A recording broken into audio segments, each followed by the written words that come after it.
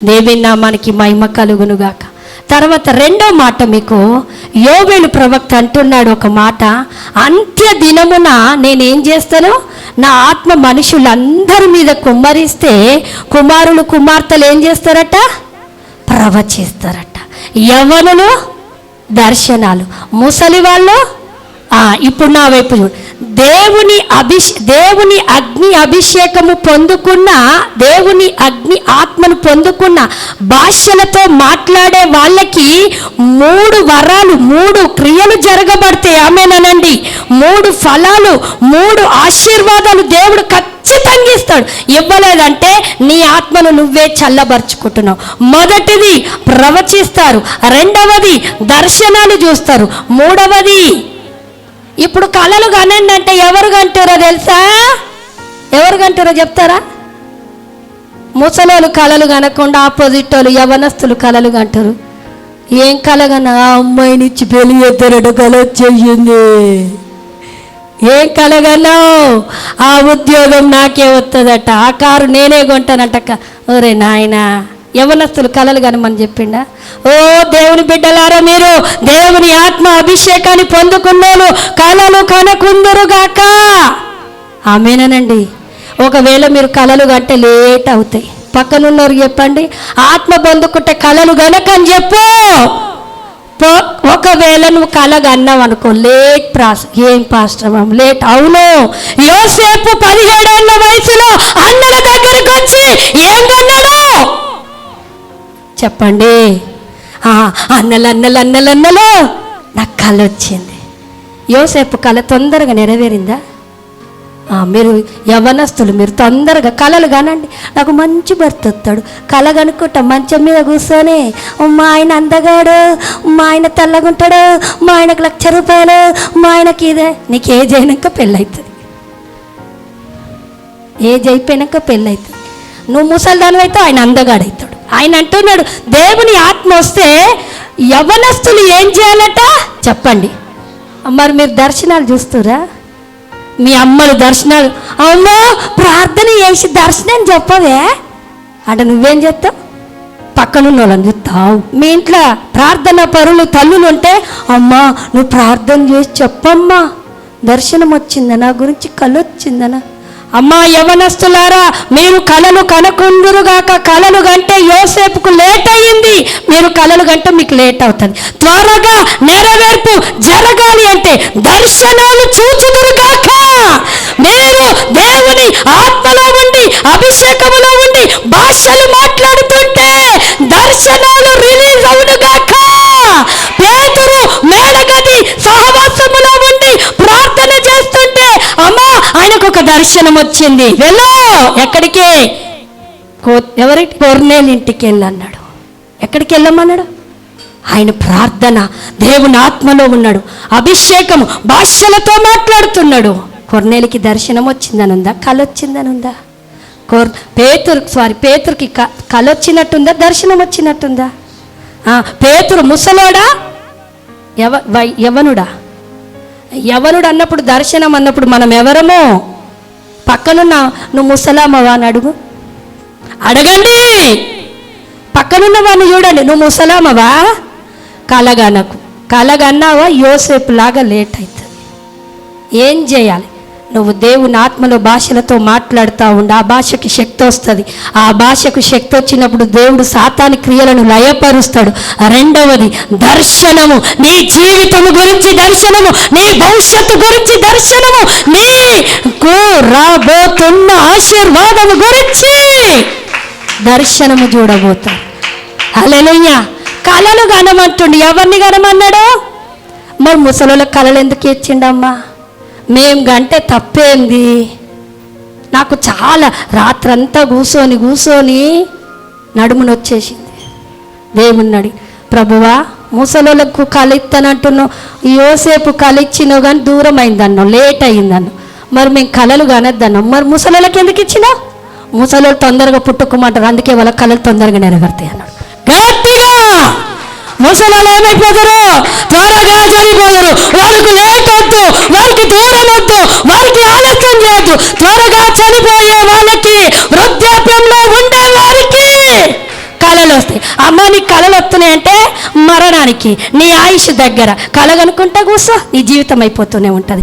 అందుకే యవనస్తులారా, మీరు దేవుని అన్య భాషలు పొందుకున్న మీరు దర్శనాలు చూచుదురుగాక, కళలు వృద్ధులకే వచ్చుదురుగాక.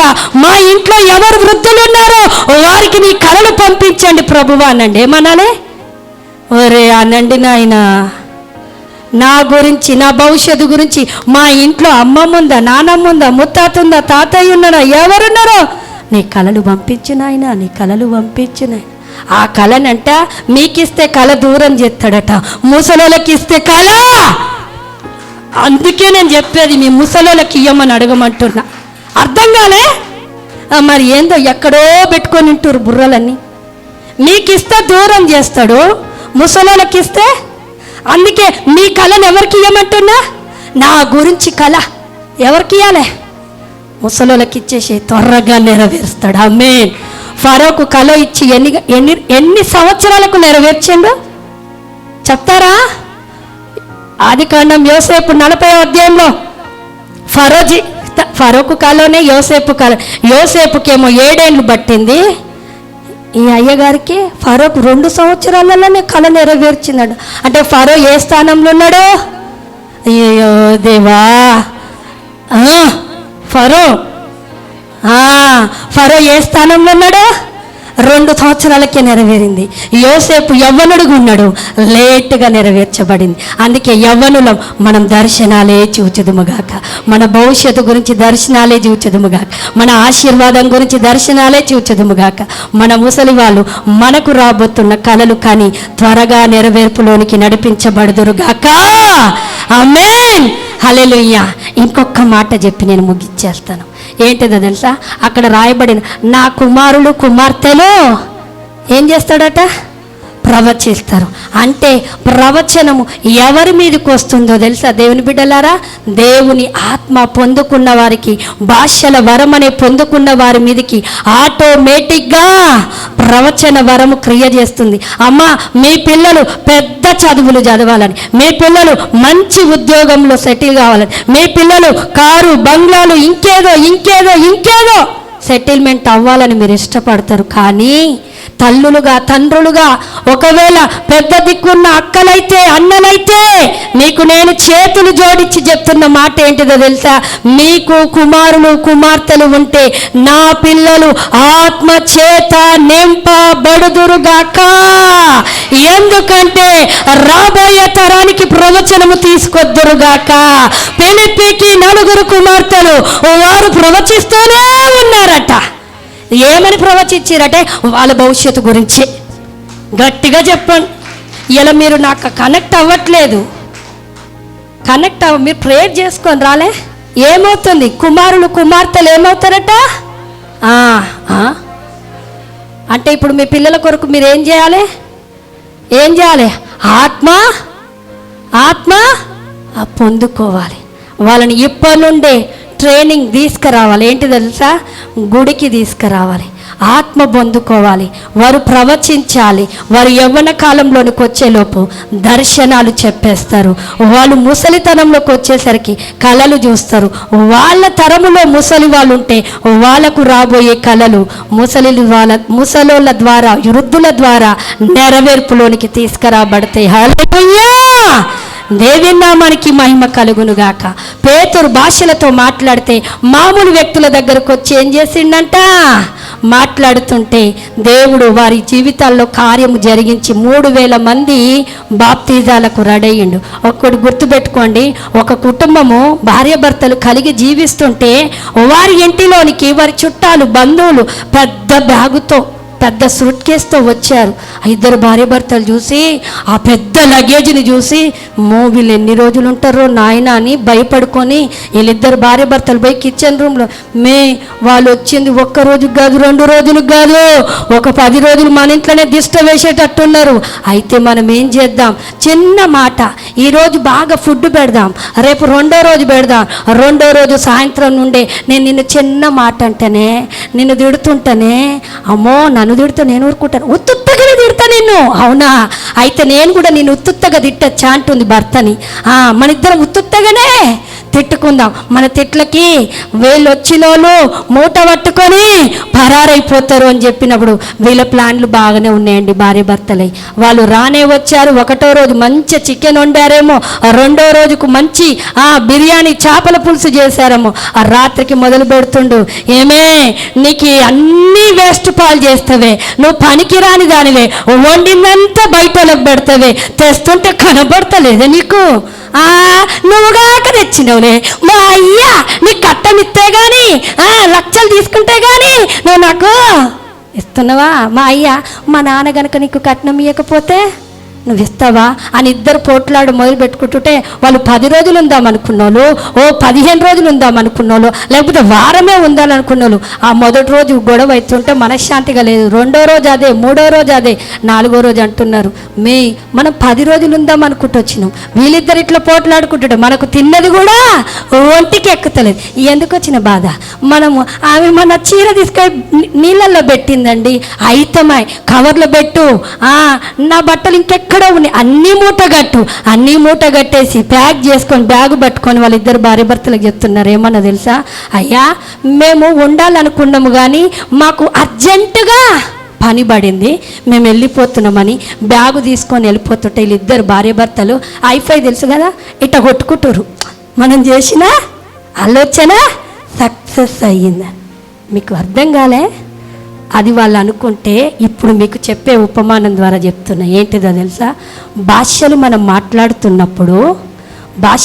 మాట్లాడుతున్నప్పుడు మన ఇంటిలోనికి వ్యక్తులు గనక చుట్టాలు గనక బ్యాగులు పట్టుకొని వచ్చినట్టుగా అపవాది నువ్వు భాషలు మాట్లాడకపోతే ఒక్కొక్క మూట పట్టుకొని వస్తాడు, రోగమైన మూట అపవాది తీసుకొస్తాడు. అన్యాయము, నీకు నిందలు, నీకు గర్భఫలము లేకుండా అనేక రకాల మూటలు తెచ్చి ఇంట్లో పెడతా ఉంటే నువ్వు మామూలు ప్రార్థన చేద్దు, ఏసయ్యా నాకు ఆశీర్వాదం, ఏసయ్యా నాకు, మేము వచ్చినాము నీ ఆశీర్వాదం ఎట్టొస్తుంది ఇంకా.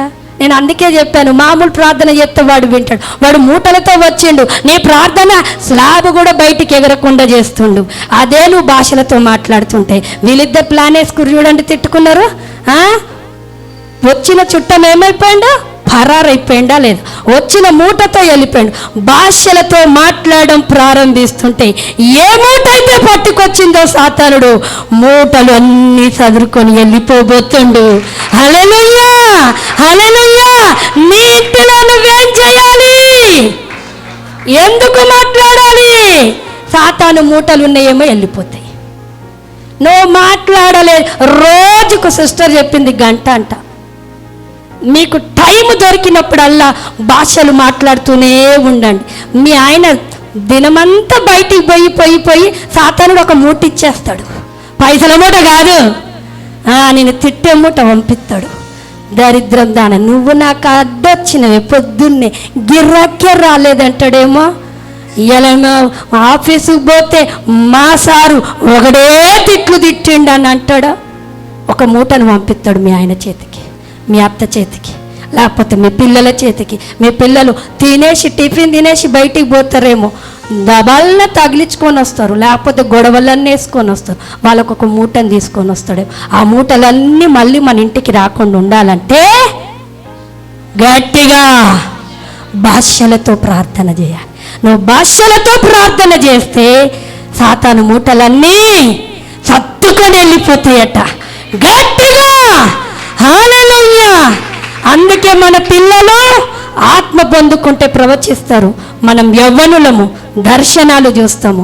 ముసలుల కళలు ఎందుకు ఇచ్చారంటే త్వరగా నెరవేరుస్తాయి. హల్లెలూయా. దేవి నామానికి మహిమ కలుగునుగా. అయితే చివరిగా ఒక మాట చెప్పి నేను ముగించేస్తాను. పరిశుద్ధాత్మ దేవుడు యేసుక్రీస్తు వారు ఆరోహణమయ్యాక, ఆయన ఆత్మను పంపించాక మనకందరికీ ఒక బర్త్డే డేట్లు ఉంటాయి. నీ డేట్ ఎప్పుడన్నా, నీ డేట్ ఎప్పుడన్నా, నీ నెల, డేటు, ఇయర్, నెల, డేటు, ఇయర్ ప్రతి ఒక్కరికి ఉంటాయి. నేను ఈరోజు ఒక మాట అడగాలనుకున్నాను. సిఎఫ్ఏ సంఘం డేట్ తెలుసా అండి? సిఎఫ్ఏ సంఘం మార్చ్ 17, 2013 సిఎఫ్ఏ సంఘం. కానీ భూమి మీద సంఘం పుట్టిన డేటు తెలుసా? భూమి మీద సంఘము పుట్టిన డేటు తెలుసా? తెలియదు. 50వ దినమున సంఘము పుట్టిన దినము. చప్పట్లు కొట్టి దేవుని నామం గట్టిగా. ఎందుకు పాశ్రమ అంటే, మీరు పాతకాలంలో చూసుకుంటే సబ్బాతు దినాన్ని విశ్రాంతి దినంగా, 7వ దినము మరి విశ్రాంతి దినంగా శనివారం ఆచరించారు. కానీ యేసు ప్రభు పునరుత్థానం దినమై ఆదివారం లేచాక ఆదివారము ఆరాధన కూడుకున్నట్లుగా అపోస్తుల కార్యంలో రాయబడింది. ఆదివారము నాడు మేము బోధ చేశాం, ఆదివారము నాడు దేవుని వాక్యాన్ని మేము బోధించాము, రొట్టెను విరిచాము, సహవాసములో మేమున్నాము, మేము అపోస్తుల బోధలో మేమున్నాము, ప్రార్థనలో మేమున్నామని మరి అపోస్తుల కార్యంలో రాయబడింది. నేను చెప్పాలనుకున్న చివరి మాట ఏంటంటే, పెంతెకోస్తు దినము సంఘము ఉద్భవించింది, ఆవిర్భవించింది, పుట్టిన దినం అది. మీరు మర్చిపోకండి.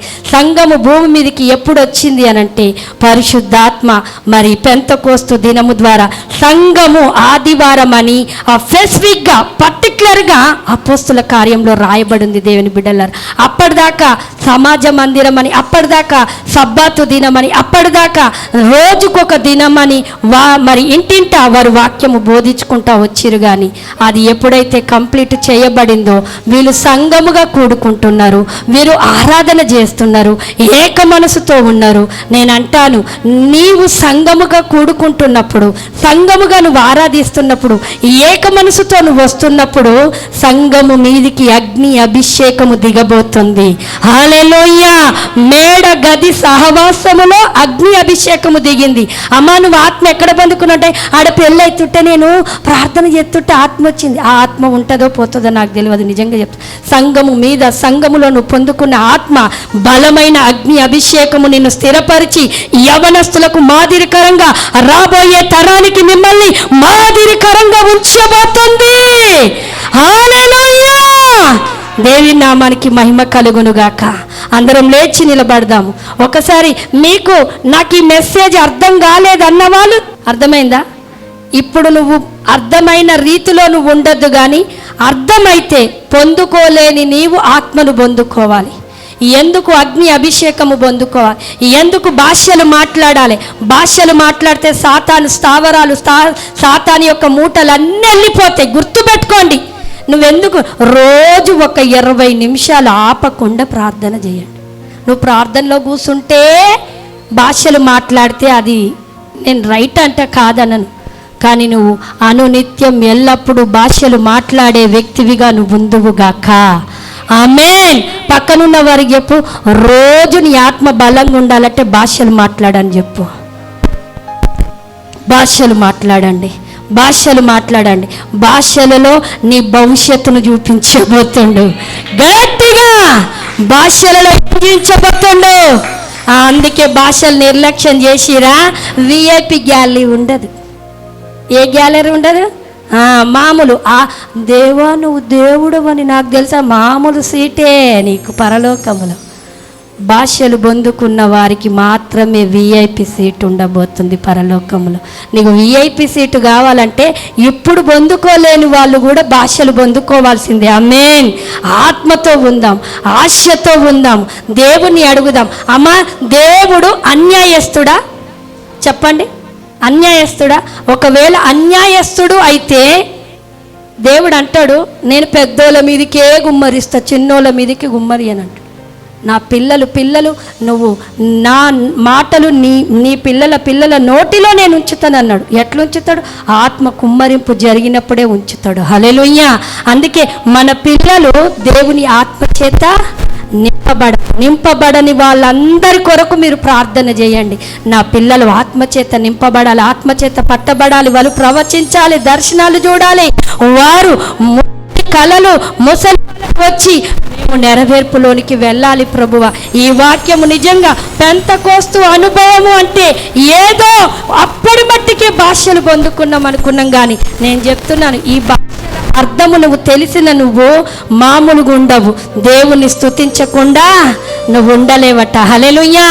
భాషలు పొందుకున్నవారు దేవుణ్ణి స్తుతిస్తూనే ఉంటావు. షబ రబద రికియాల రకత రోకోలో రబాబా హల్వో రబ సికియాల రేకెతిరియాల రబాబా నీవు భాషలతో మాట్లాడడం ప్రారంభిస్తుంటే దేవుని నామము మహిమ పరచబడబోతుంది.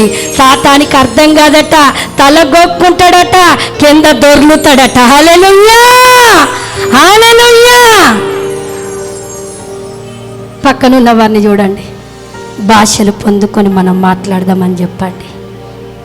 భాషలు పొందుకొని మనం, అమ్మా మాకు మాటలు రాని వాళ్ళ పరిస్థితి ఏందని అంటున్నారా? నీ ఆత్మకు దేవుడు మాటలు ఇవ్వబోతాడు, నీ నోటికి మాటలు ఇవ్వబోతాడు. దేవుని ఆత్మకు అసాధ్యమైనది ఏదీ లేదు. హల్లెలూయా. ప్రతి ఒక్కరి మీద దేవుని ఆత్మ కుమ్మరిస్తానంటుండు. యోవేలు ప్రవక్త ప్రవచించాడు, అపోస్తుల కార్యంలో నెరవేరింది. ఆయన అంటున్నాడు, సంఘముగా మనం కూడుకున్నాము, మన మీదకి దేవుని ఆత్మ దిగబోతుంది. కళ్ళు మూసుకుందాం, దేవుని వైపు చూద్దాం, పరిశుద్ధాత్మ దేవుని వైపు చూద్దాం. నువ్వు మనసు పెట్టి ఆత్మ లోతుల్లోనికి వెళితే నీ ఆత్మను ఖాళీగా ఉంచాడు, నీ ఆత్మను బలహీనపరచాడు. ఏ రోజు దేవుడు నీతోనే మాట్లాడాడు. బలవంతమైన ప్రార్థన, శక్తివంతమైన ప్రార్థన నీ నుండి జరగాలని ఆశపడతా ఉన్నాడు. ఆత్మ పొందుకున్నవాడు నావాడు కాదు అంటే యేసు క్రీస్తు ప్రభువును ఎప్పుడైతే నువ్వు అంగీకరించావో ఆత్మ నీలోనికి వచ్చింది. వచ్చిన ఆత్మ బలముగా ఉండాలి, వచ్చిన ఆత్మ శక్తివంతంగా ఉండాలంటే దేవుడు మాట్లాడుతున్నాడు.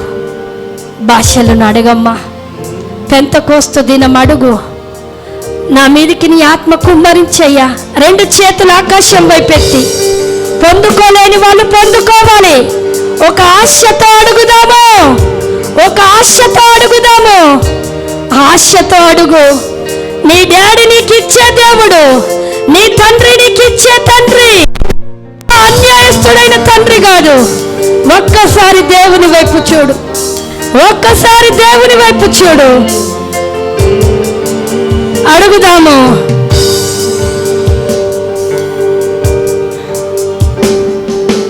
Thank you Lord, thank you Lord, thank you Lord. దేవుణ్ణి అడుగుదాం. కొద్ది నిమిషాలు దేవుణ్ణి అడుగుదాం, కొద్ది నిమిషాలు.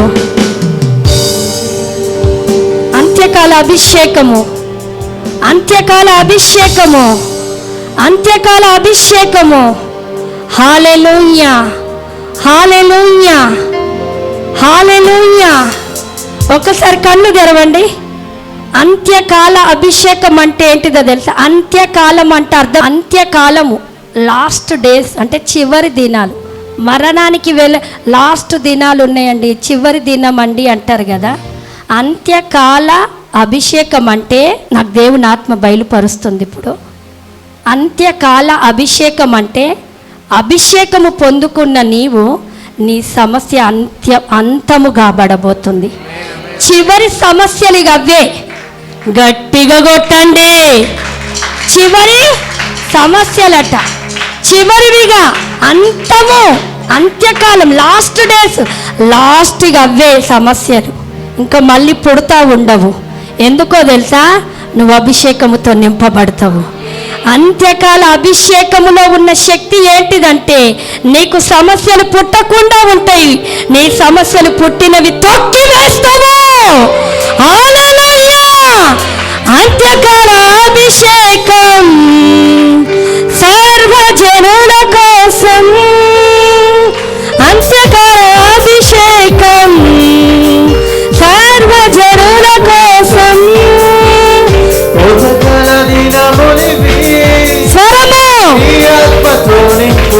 మరొక్కసారి అభిషేకం స్పీడుగా సర్వజనుల కోసం. కొంతకాల దినములివి పొందుకోవాలి.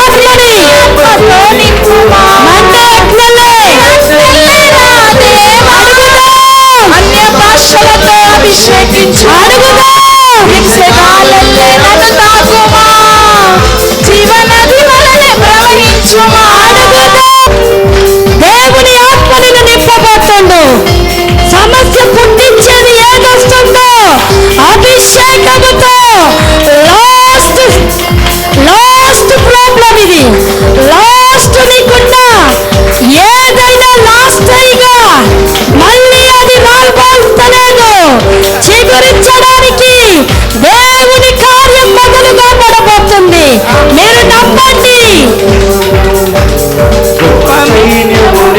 చూడగా పాడుగా ఇశ్రాయేలు దైవమా మాతో కూడా ఉన్నవాడా.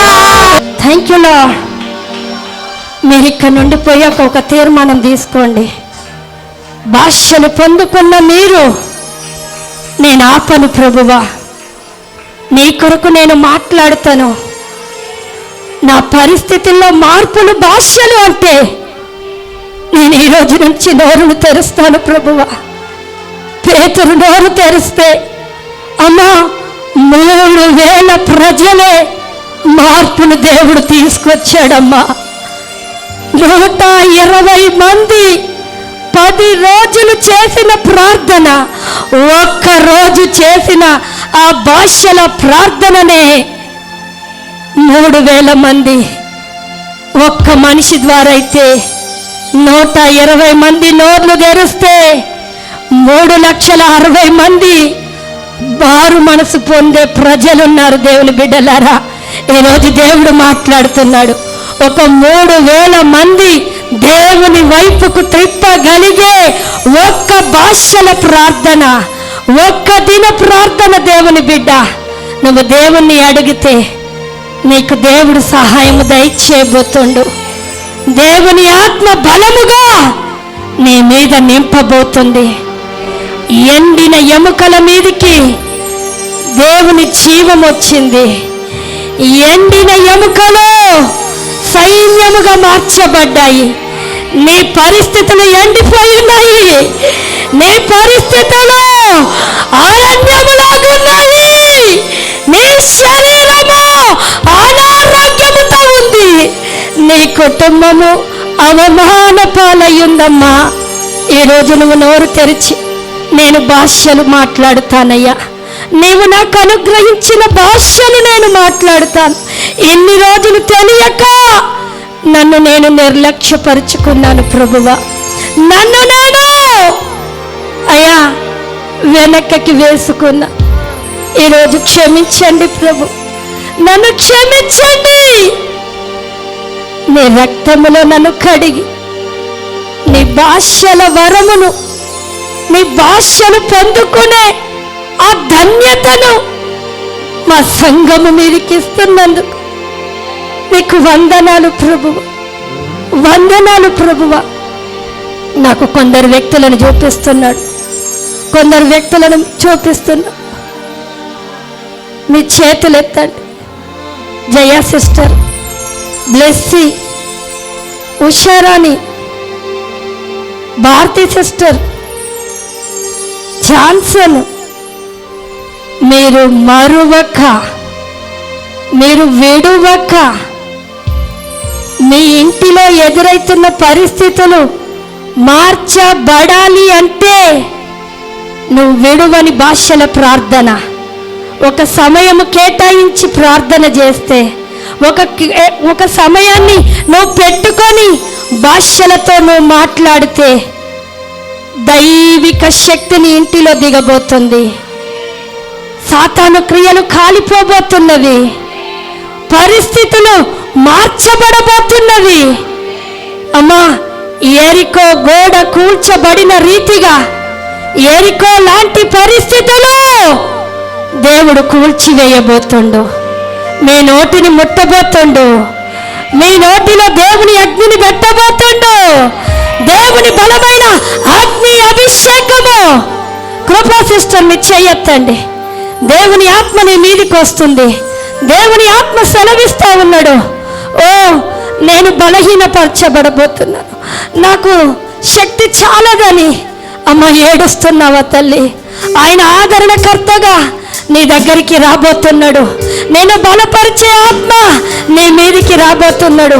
నిన్ను ఎవరైతే ఏలన చేస్తున్నారో దేవుడు అంటా ఉన్నాడు, నేను వారి ద్వారా నిన్ను ఆదరించుటకు, వారు నిన్ను లేవనెత్తుటకు నేను వాడుకోబోతున్నాను. నేను వాడుకోబోతున్నాను. ఎక్కడ అవమానించబడుతున్నావో దేవుడు నిన్ను నిలబెట్టబోతుండు. ఆదరణకర్త నీ మీదికి రాబోతున్నాడు. పరిశుద్ధాత్మ దేవుడు నీ మీదికి రాబోతున్నాడు. బలహీనురాలు అంటున్నావు, బలము పొందుకో. నీ నోటికి బలాన్ని ఇవ్వబోతుండు, నీ మాటలకి బలాన్ని